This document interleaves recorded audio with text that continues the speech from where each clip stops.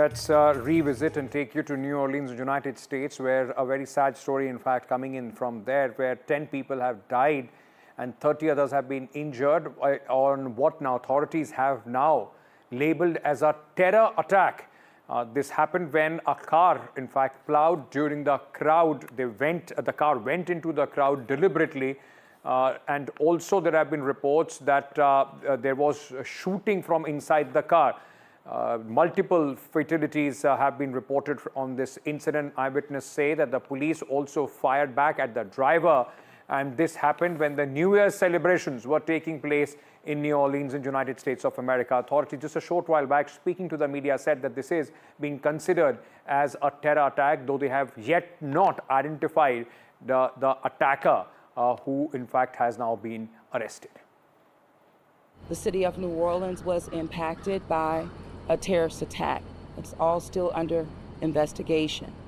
You'll hear more after me. However, I have been in direct contact with the White House, with Governor Landry, and of course a unified command who is present here.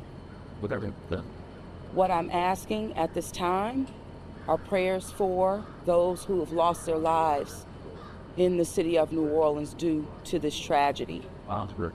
In addition to that, I'm asking the public to stay clear of 8 blocks around Bourbon Street. Stay clear from Bourbon Street, 8 blocks around. Very active, and again, a unified command is in place right now. We had this event started at about 3:15. It did involve a man driving a pickup truck down Bourbon Street at a very fast pace, and it was very intentional behavior. This man was trying to run over as many people as he possibly could. It was not a DUI situation. This is a more complex and more serious based on the information we have right now. With respect to numbers, we have right now, and as you already know, this could change throughout the day. We do know that there are 26 injured people who are at UMC Hospital.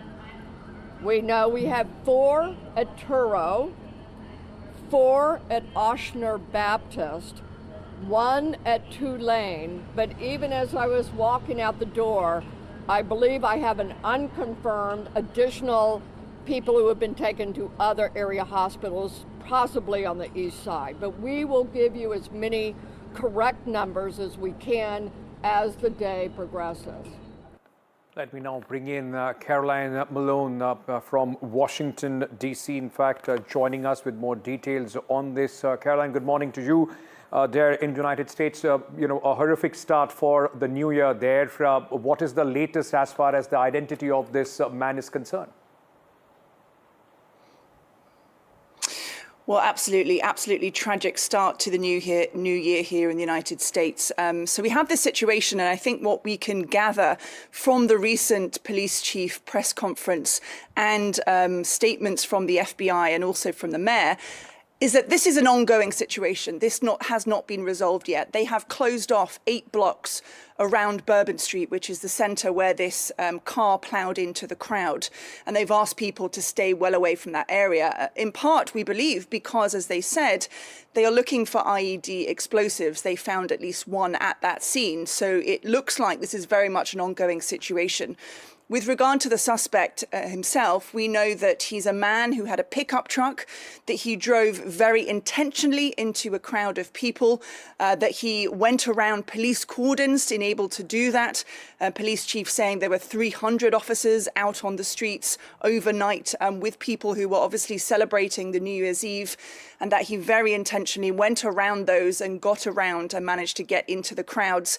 And a quote from them in which they said he was hell-bent on creating carnage. So very much an intentional act. Very tragic, as we're seeing at least 10 people have been killed. More than 30, as many as 34 now believed to be hospitalized with injuries. It's unclear how serious those injuries are, but clearly some of them will be if they were affected by this car ploughing into the crowds. We also heard from the police chief that the suspect actually shot at police officers as well. So presumably they were trying to stop him in some way, and they were actually shot in this incident. Again, we don't know if the police officers survived or if they're among those who are either killed or in hospital. But certainly this person didn't just use his car as a weapon, he also had a gun on him. And if he is also related to the IED explosives, then this is, a multiple level incident. May I also ask you, for the benefit of our viewers here back in India, just give our viewers a sense of what would be a New Year's celebration at the very spot where this incident took place. And the authorities have categorized this as a terror incident. So are they suspecting it as a lone wolf attack, or was he, the suspect, affiliated to some organization?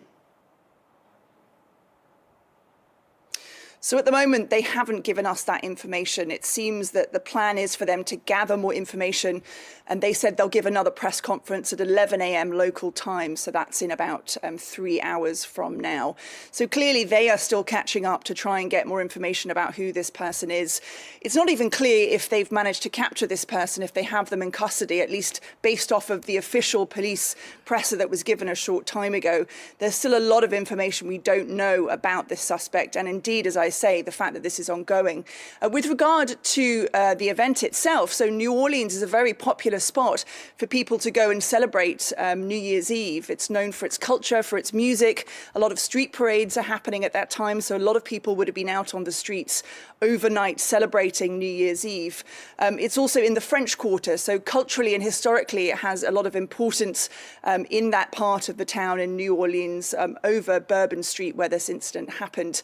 One thing that the officers, the police chief did say in the press conference is that, this is an ongoing situation, so certainly evolving, and they've blocked off 8 blocks of that area to make sure that people are potentially not caught up in what is an ongoing situation. However, they've asked people to carry on about their day in the rest of the city, in the rest of New Orleans, which may seem somewhat contradictory in some respects. However, there are big events planned for New Year's Day in New Orleans, the least of which is a huge football game. So sport and football being a huge part of the celebration for New Year's Day, a huge football game planned for the afternoon in New Orleans. And for the moment, the police and the mayor are saying that those events will carry on as usual, even though they are asking people to stay away from this particular scene.